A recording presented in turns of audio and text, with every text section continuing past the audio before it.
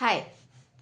तो मैं जब भी वीडियोस बनाती हूँ, मैं हमेशा आप लोगों से कहती रहती हूँ कि भाई किसी तरीके से काम शुरू कीजिए, किसी तरीके से अपने काम को स्टार्ट कीजिए। आपको बहुत सारी मेंटल एंड साइकोलॉजिकल ट्रिक्स बताती हूँ कि भाई ऐसे अपने दिमाग को आप बेवकूफ़ बनाइए, ऐसे अपने हार्ट को आप बुद्धू बना के काम शुरू कीजिए कैसे ना कैसे करके। लेकिन आई बेट कि जितने भी लोग मुझे देख रहे हैं उनमें से 80% लोग ऐसे हैं जिन्होंने ऑलरेडी अपनी लाइफ में एक या दो बार अपने फेवरेट काम को शुरू करने का अटेम्प्ट किया होगा, लेकिन करने के बाद वो उसे कंटिन्यू नहीं कर पाए और उनसे वो काम छूट गया। तो आज हम इस प्रॉब्लम के बारे में बात करेंगे कि कैसे जब आप काम शुरू कर देते हैं उसके बाद उसे कंटिन्यू रखना है, इवन व्हेन यू फाइंड कि भाई बहुत ज़्यादा डिसअपॉइंटमेंट है। जिस तरह का हम रिजल्ट्स ढूंढ रहे थे, एक्सपेक्ट कर रहे थे, सोच रहे थे, वो तो अभी आए ही नहीं। आपके पास कंप्लीट साइलेंस का फेज़ है, कोई रिजल्ट नहीं आ रहा है, कोई ग्रोथ नहीं हो रही है, कुछ नहीं हो रहा है और आप बस रोज़ रोज़ रिक्वायर्ड है कि भाई आपको एफ़र्ट डालना है, लेकिन एफ़र्ट डालने के लिए आपके पास किसी भी तरह की मोटिवेशन नहीं आ रही है। इनफैक्ट आप बहुत ज़्यादा डिसअपॉइंटमेंट फेस कर रहे हैं और इस डिसअपॉइंटमेंट के चक्कर में आपका मोटिवेशन चला जाता है, आपके एफर्ट्स कम हो जाते हैं and then slowly you end up failing. तो अब क्या करना है हमें कि हम एक बार जब काम को शुरू कर दें, बिकॉज इवन दो मैं हमेशा कहती हूँ कि भाई काम को शुरू करना बहुत मुश्किल होता है, लेकिन उससे भी ज़्यादा हार्ड चीज़ होती है काम को कंटिन्यू रखना।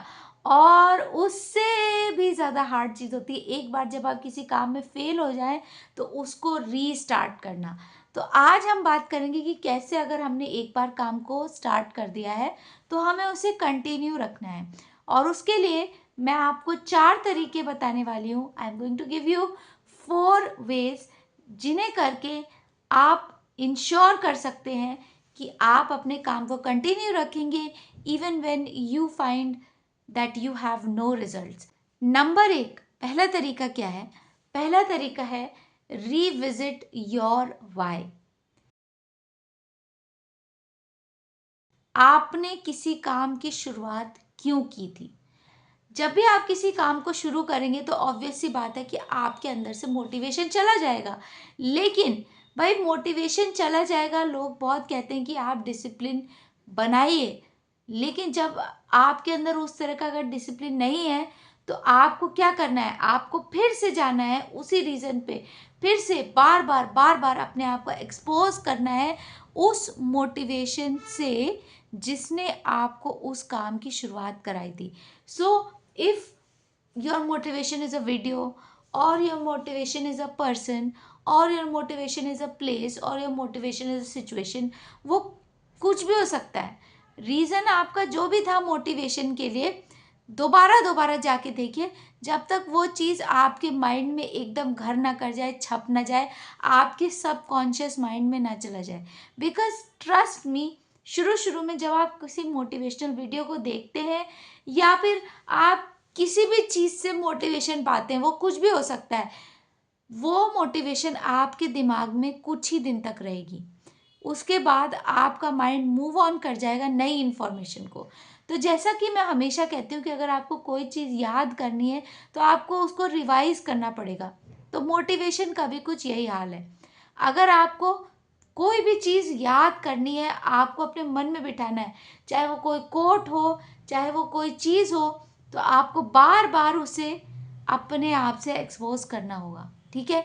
तो अगर कोई मोटिवेशन थी जिसकी वजह से आप किसी काम को स्टार्ट किए हैं, then go ahead and find that why again. फिर से जाइए, फिर से देखिए, फिर से समझिए, फिर से अपने आप को एक्सपोज कीजिए उस चीज़ से और याद कीजिए कि आपने वो काम क्यों शुरू किया था।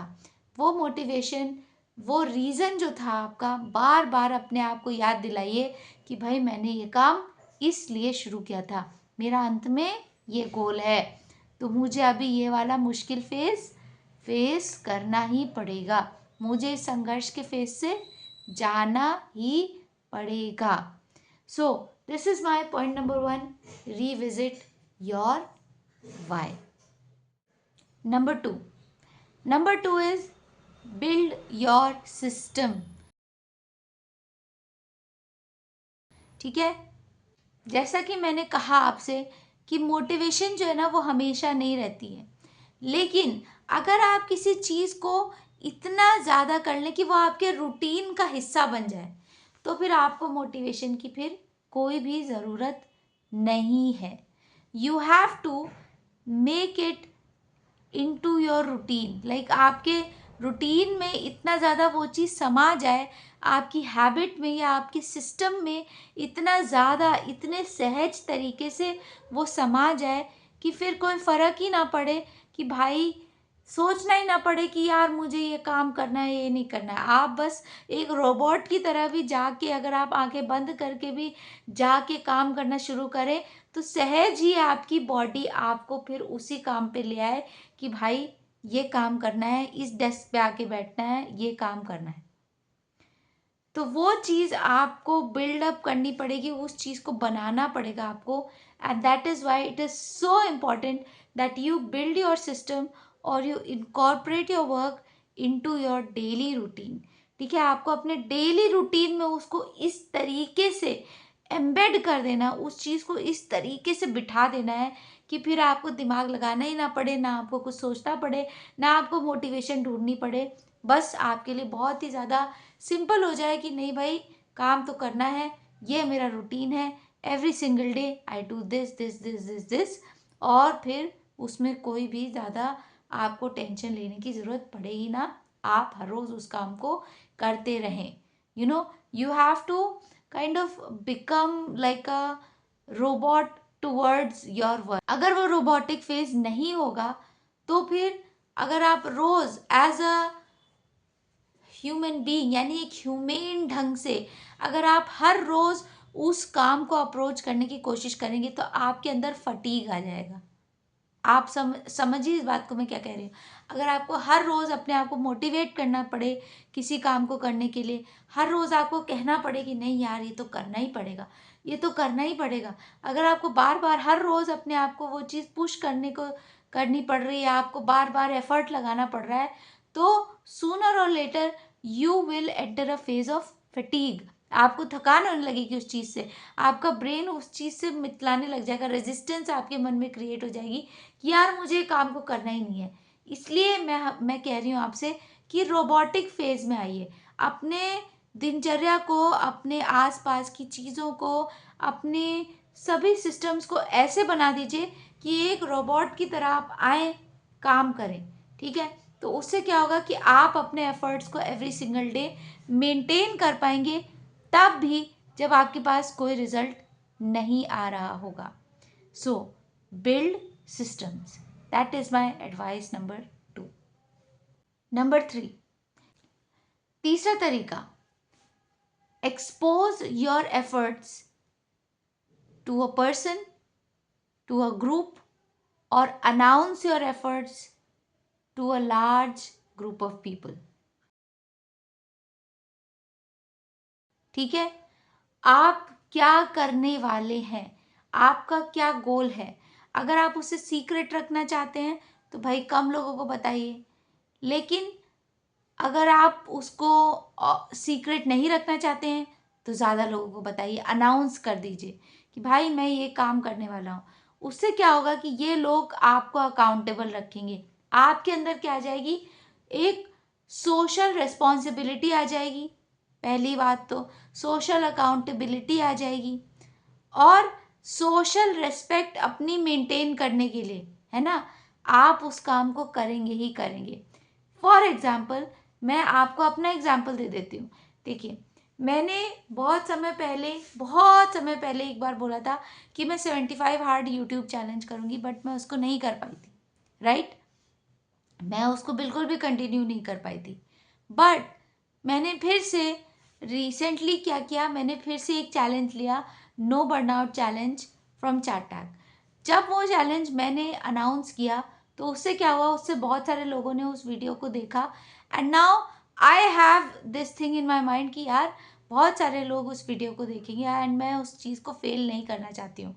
सो दीज पीपल, भले ही वो मेरे वीडियो को नहीं देख रहे हैं, लेकिन उससे क्या हो रहा है, मेरे मन में एक रिस्पॉन्सिबिलिटी आ रही, मेरे मन में अपनी रेस्पेक्ट को रखने के लिए एक जिम्मेदारी आ रही कि यार हर्षा, लोग क्या कहेंगे, ये लोग क्या सोचेंगे, मैं फिर से अपना एक चैलेंज लूज़ नहीं करना चाहती हूँ।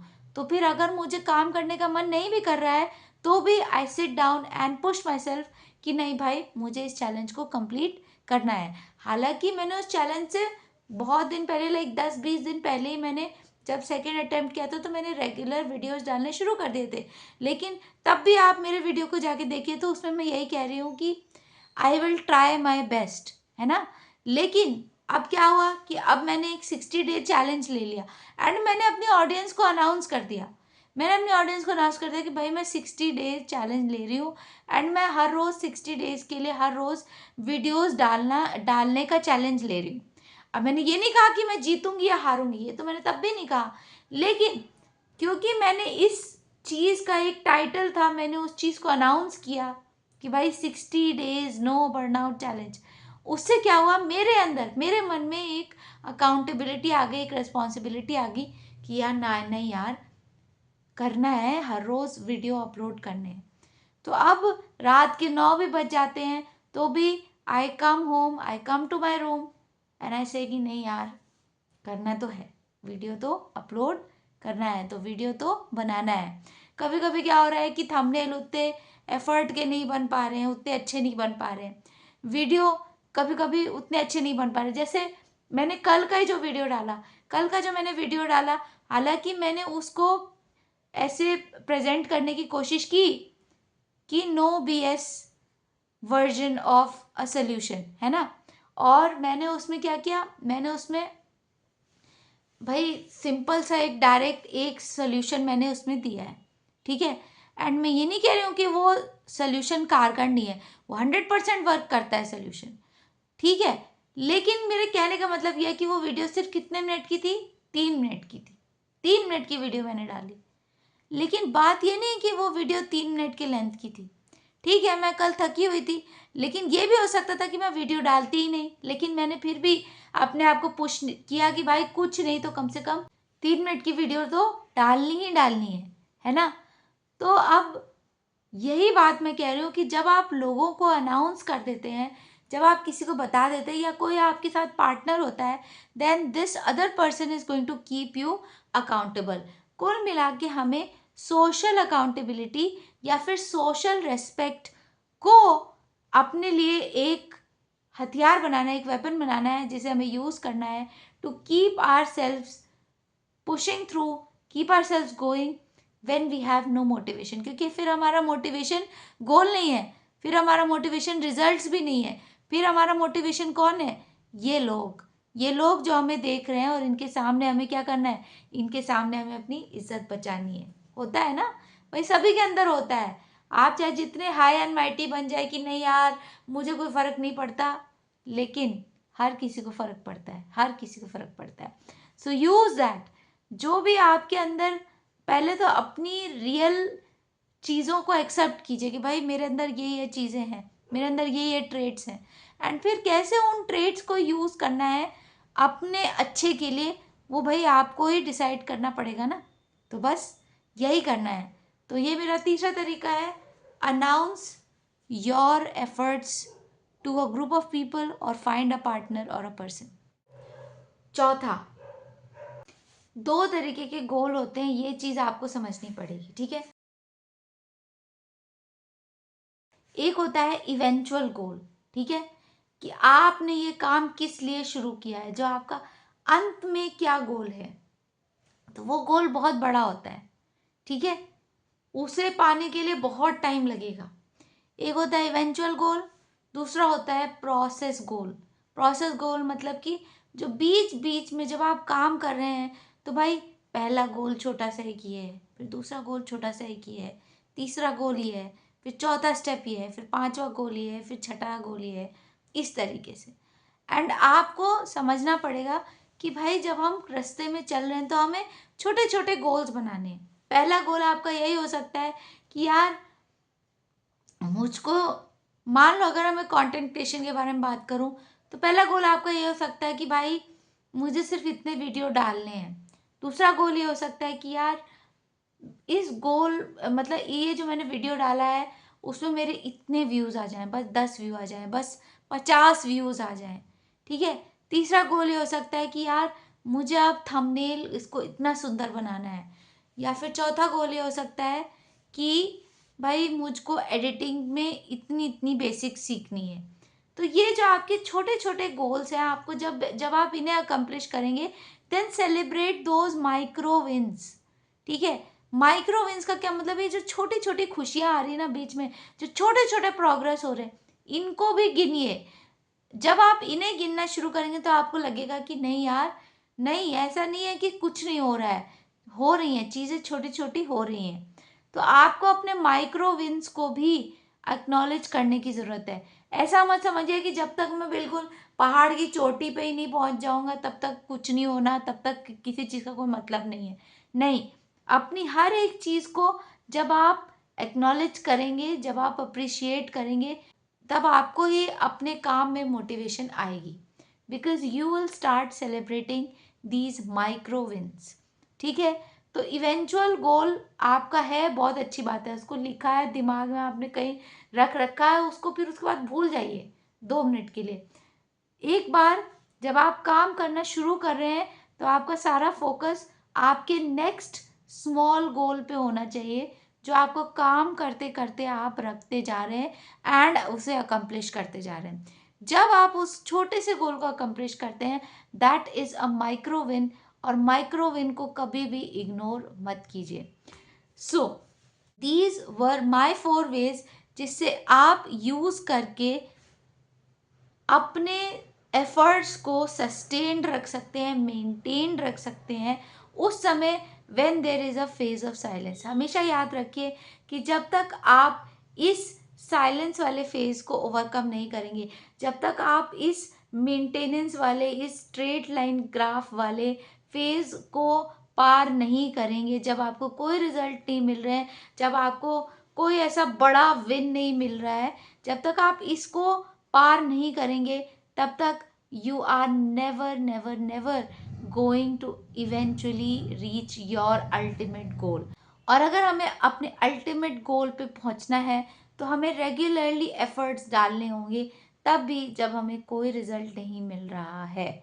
सो I hope that you have already started your work and you keep putting those efforts in, you keep locking in every single day even though आपके एफर्ट्स अभी आपको रिजल्ट्स नहीं दिखा रहे हैं। मैं भी यही कर रही हूँ एंड मुझे पूरा फेथ है कि एक दिन I will be getting those amazing results that I hope for. और आप भी आई होप मेरे साथ काम करते ही जा रहे हैं एवरी सिंगल डे मैं आप लोगों से चेक इन करती हूँ। Please check in with me and keep working. मैं आप लोगों से मिलूंगी अगले वीडियो में अगले मीनिंगफुल टॉपिक के साथ। तब तक के लिए बाय बाय।